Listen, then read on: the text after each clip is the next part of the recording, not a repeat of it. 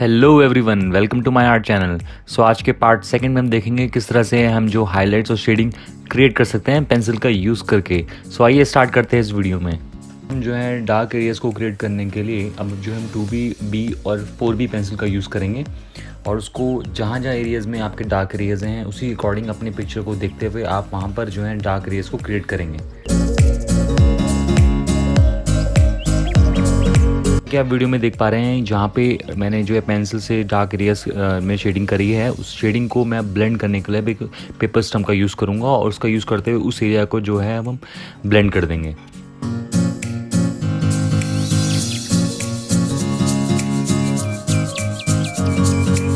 सो जैसे कि आप देख पा रहे हैं इस वक्त मैं हाइलाइट्स क्रिएट करने के लिए एक नीडेबल इरेजर का यूज़ कर रहा हूँ।